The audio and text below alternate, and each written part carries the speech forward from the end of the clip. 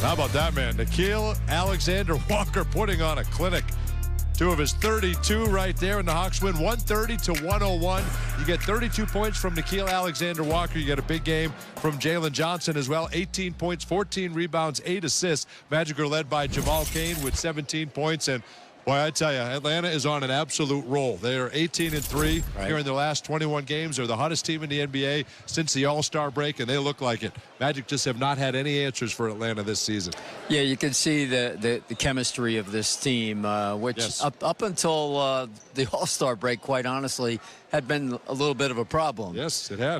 But they've come together since the All-Star break and playing phenomenal basketball. Credit Quinn Snyder, Jalen Johnson, an emerging star.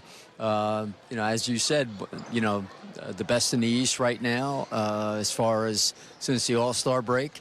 And just playing really, really good basketball. Oh, they certainly are. And the Magic just have not had any answers for Atlanta. And it's now you've had 2 games get away from you here in the last 3, but you got 6 to go. And this guy is absolutely red hot. He's going to win Most Improved Player of the Year, and he's just had it going against the Magic all season long, but especially the last 2. Yeah, it was averaging over 26 a game against us coming in, and now another 32-point performance tonight. It's uncanny how much it resembles his cousin, Shai Gilgeous-Alexander, not only in his appearance, but in his play and his moves. You can tell that they probably spend a lot of time working together.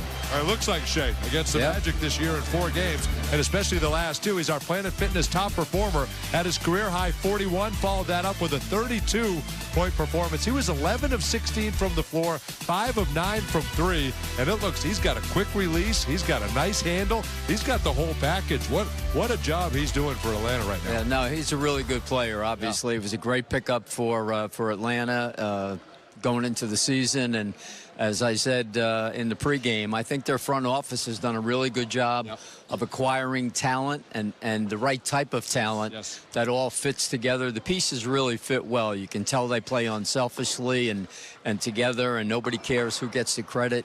They're kind of a fun team to watch. They've got so much talent. They're just bringing Kuminga back. Buddy Hield can't even get on the floor. I mean, it's they've got it rolling, that chemistry and the way they're playing in Atlanta. And before Alexander-Walker got it going, it's been Jalen Johnson's team really much of the year.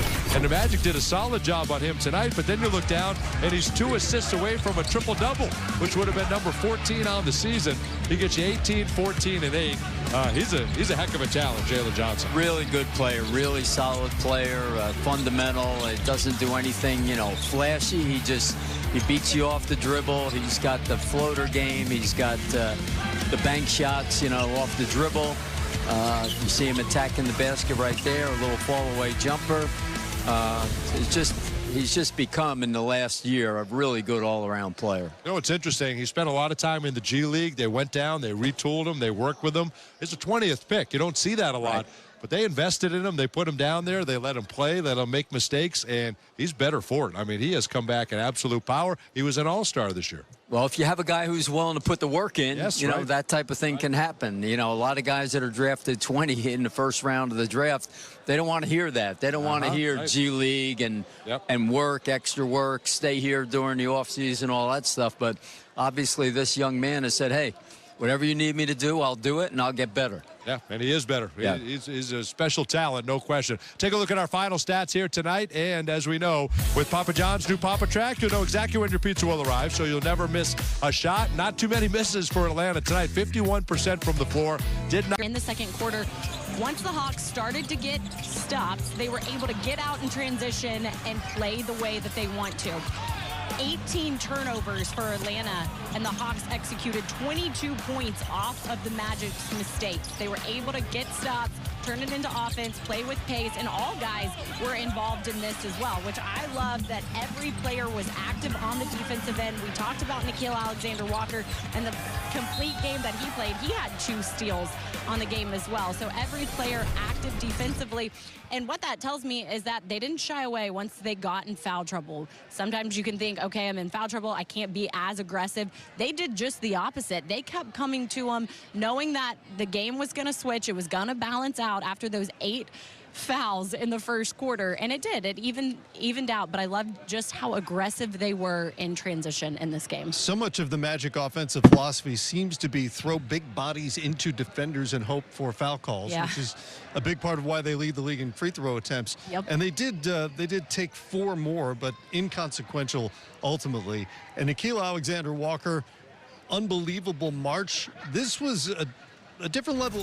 Snyder described it as joyful basketball, and I think that was evident out on the court tonight for Nickeil. So good in that game, and for the last 2 games against the Magic, 73 over those 2. Wow. And 4-0 is the final season series for the Hawks. So not only do they have the tiebreaker against the Magic, they're now, I believe, 3.5 up on Orlando. Virtually eliminated the Magic as a threat in terms of overtaking the Hawks in the seedings. We'll check the rest of the standings a little later on. Hawks shoot 51%. They held this frankly difficult to watch Orlando offense, which just doesn't create a lot of easy shots. Under 40% for the game, and it was a dominant performance. Yeah, there was a streak where Orlando went 0 for 19 from 3. That streak ended in the third quarter at 6:34 when Desmond Bane hit a 3.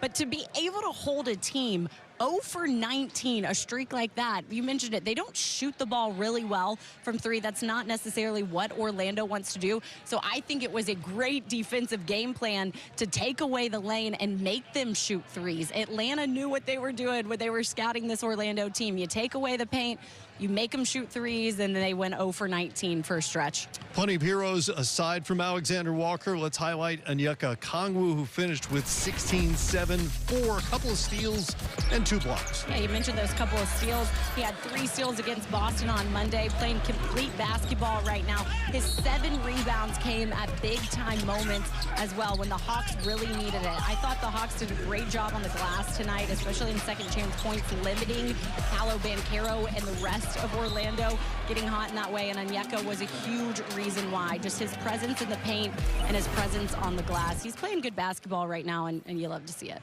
And the defensive effort, again, very solid. Orlando's not a great offense in the half court. Banchero had as many turnovers as he had made buckets tonight, 3 of each. And Franz Wagner, again, on limited minutes, was okay at times, but didn't really make an impact. Nickeil Alexander-Walker, put it in a blender. just playing games with defenders out there. What a night for him.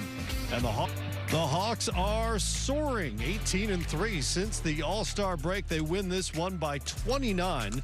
Time to hear from the head coach, Quinn Snyder, in the Georgia Natural Gas post-game press conference. Yeah, I think, early in the game, we were, as much as anything, we were fouling. And I didn't, the first time out, we just talked about just more. And got to do more in every area of the game. And our guys responded, and they did. They raised their level. And, when we settled in defensively and were able to get stops, I think we did a pretty good job converting. And that's the challenge for us is, just to stay in character. I was going to say, what do you feel like in terms of raising their challenge, raising to the challenge of defending at the intensity that they did, holding them to, I think it was 26 points while limiting the fouls? Yeah, I think, we had a few situations where we didn't get hits on the glass. They gave them second shots, some breakdowns.